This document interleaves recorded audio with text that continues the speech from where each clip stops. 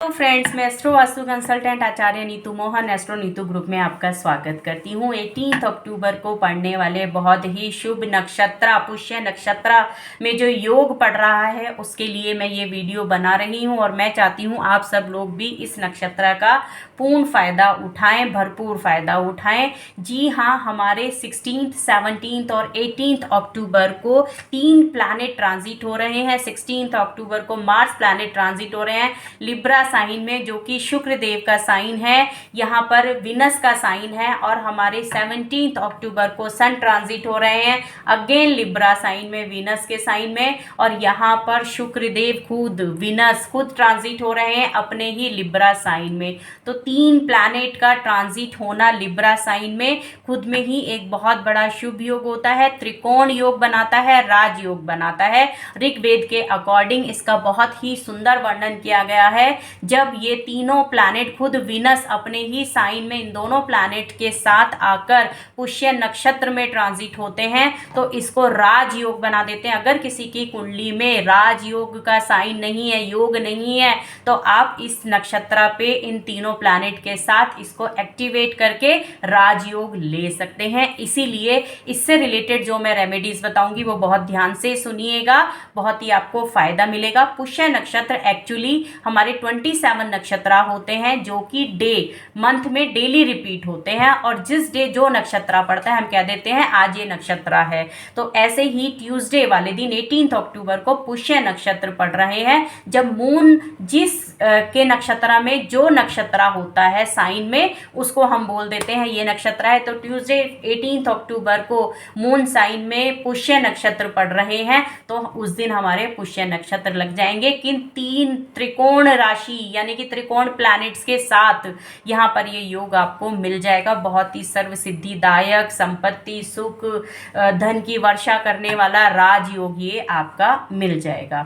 पुष्य नक्षत्र के जो स्वामित्व हैं वो हम बोलेंगे कि इनको ये शनि के अधीन आते हैं और इनके जो लॉर्ड हैं वो हमारे जुपिटर देव हैं। बहुत ही शुभ योग है।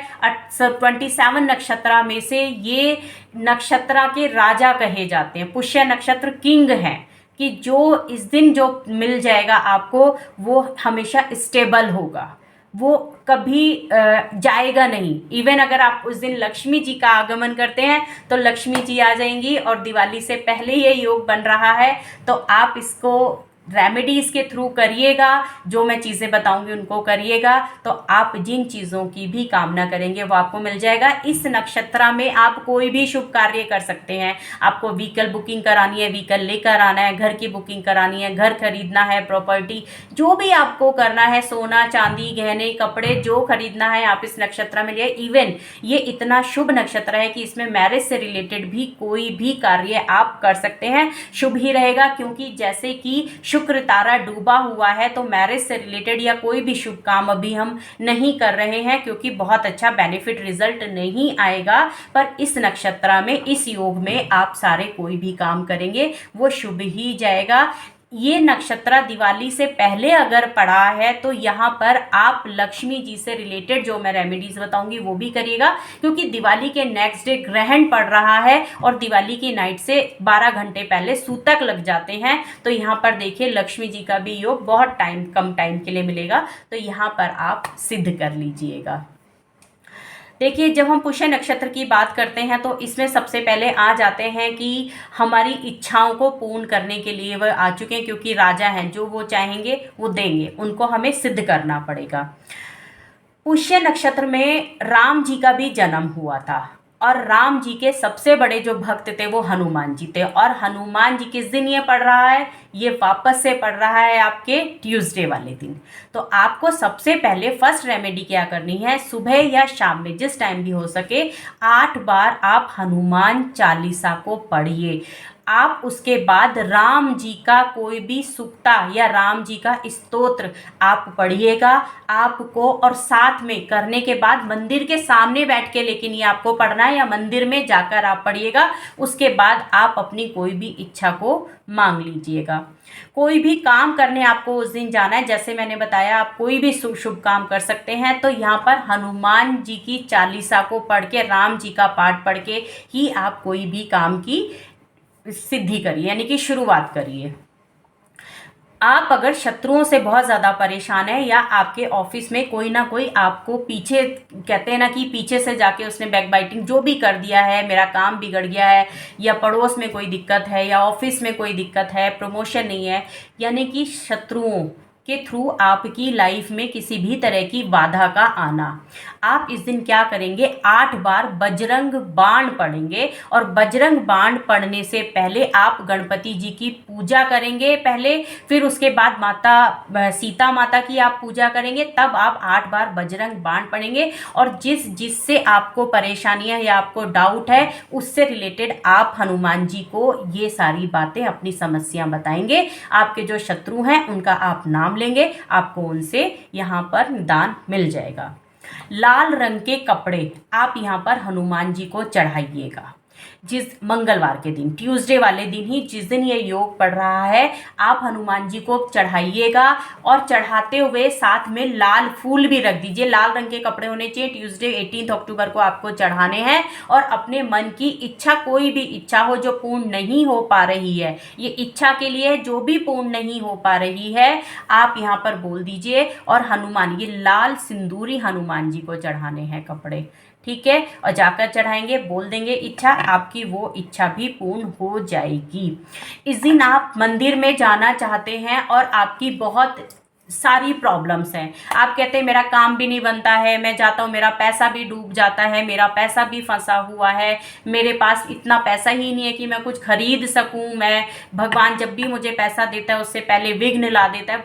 पैसे से रिलेटेड कोई भी दिक्कत हो, आप इस दिन लाल सिंदूर हनुमान जी को, लाल यानी कि जो लाल हनुमान जी, जो सिंदूरी हनुमान जिनको बोलते हैं, सिंदूर उनके नाम का आप लेकर जाइए। और साथ में चमेली का तेल आप लेकर जाइए। और 108 पान के पत्तों की माला, ये आप 3 चीज़ें सिंदूरी हनुमान जी के मंदिर में लेकर जाइए। और हनुमान चालीसा 8 बार पढ़ते हुए उनको दे दीजिए।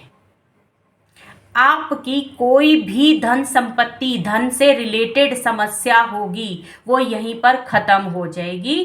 किस दिन? आपको ट्यूसडे 18 अक्टूबर को ही ये भी करना है।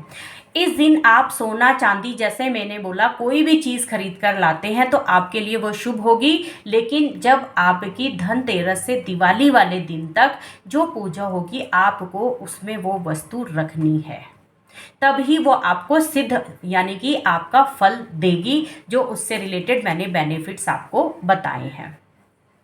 दूसरी चीज़ है, किसी की शादी में अगर कोई विघ्न आया हुआ है, या शादी से रिलेटेड आप बहुत टाइम से कहते हैं डिले होती जा रही है, लड़का देखते हैं, लड़की देखते हैं, नहीं पसंद आ रही है, पता नहीं क्या होना है, शादी होगी नहीं होगी, ये सब, ये जो दिन आपका उस दिन पड़ रहा है, ये बहुत ही शुभ दिन है। बहुत ही अच्छे प्लैनेट्स और नक्षत्र के थ्रू ये आपको मिल रहा है। यहाँ पर आपको क्या करना है, आपको लक्ष्मी नारायण के मंदिर में जाना है और उनको लक्ष्मी नारायण जी के कपड़े आपको चढ़ाने हैं। किसको? लक्ष्मी नारायण जी के मंदिर में ही जाकर वो आप कपड़े चढ़ाएंगे उनको। और साथ में आप लाल गुलाब की माला और अगरबत्ती लेकर जाएंगे। अगरबत्ती को जाकर वहाँ पर जलाना है। लक्ष्मी नारायण जी को लाल रंग के कपड़े देने हैं वहाँ पर, और लाल फूल की माला उनको चढ़ानी है, और शादी से रिलेटेड अपनी कामना मांगनी है ट्यूसडे 18 अक्टूबर को ही जाकर। आपको इससे ज़्यादा जो भी अभी तक आपने रेमेडीज़ करी होंगी या आपने दिखाए होंगे, उनका बेनिफिट आपको इतनी जल्दी नहीं मिलेगा जितना इसका, क्योंकि पुष्य नक्षत्र इंस्टेंट आपको रिजल्ट देते हैं, इसीलिए वो इतने अच्छे हैं। बहुत जल्दी आपको रिजल्ट आएगा। आप लेकिन इस नक्षत्र में, क्योंकि ये जो नक्षत्र है मैं आपको पहले ही बता चुकी हूँ, स्टेबिलिटी देता है, तो बहुत सोच समझकर रेमेडीज़ आप करिएगा। क्योंकि अगर नेगेटिव रेमेडीज़ हो गई तो वो नेगेटिव की भी स्टेबिलिटी दे देगा। तो पॉजिटिव वे में जो मैं जैसा बता रही हूँ, इसीलिए मैं बहुत ध्यान से चीज़ें बता रही हूँ, वैसे ही करके आप जाइएगा। साथ में जब लक्ष्मी नारायण जी के आप मंदिर जाएंगे तो आपको वहाँ पर अकेले नहीं जाना है, या तो आप अपनी मदर के साथ जाएंगे, या फादर के साथ जाएंगे, भाई के साथ जाएंगे, अपने दोस्त के साथ आप जाइएगा। जो भी आपको किसी के साथ भी जाना है आप जाइएगा, और वहाँ पर आपके काम बन जाएंगे। पुष्य नक्षत्र का जो पेड़ होता है, जो ट्री होता है, वो होता है बहेड़ा और शंखपुष्पी। अगर आपको किसी भी आयुर्वेदिक की कोई दुकान जानते हैं, या पंसारी की दुकान हम जिसको बोल देते हैं, और वहाँ से कुछ इस टाइप की जड़ी बूटियाँ मिल जाती हैं, तो आप एक काम करिएगा, ये बहुत ही अच्छा है, रेमेडीज़ है, जो स्पेशल रेमेडीज़ जिसको होती है, अगर मिल जाते हैं तो आप समझ लीजिए आपके वारे न्यारे हो जाएंगे, और आपको फिर कोई भी, ये जो मैंने इतनी सारी प्रॉब्लम्स आपको बताई हैं और उसके अलग अलग रेमेडीज़ बताई हैं, उन सब के लिए एक ही काफ़ी है। आप इनकी शंख पुष्पी की या बहेड़ा की जड़ लेकर आ जाइए, और जड़ को चांदी की डिब्बी में आप बंद करके रख दीजिए उस दिन।